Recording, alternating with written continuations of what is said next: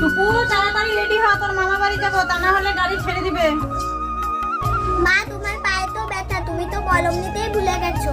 টুকুর আমার মলম লাগবে না, পা ঠিক হয়ে গেছে। টুকু তুই মলমটা এখানে রাখ, তুই 1 মিনিট দাঁড়া, আমি ঘর থেকে আসছি।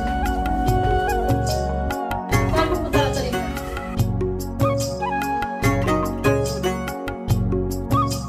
মাগো, মা তোমার কি হয়েছে? টুকুর হাতে আমার পায়ের ব্যথাটা বেড়ে গেছে।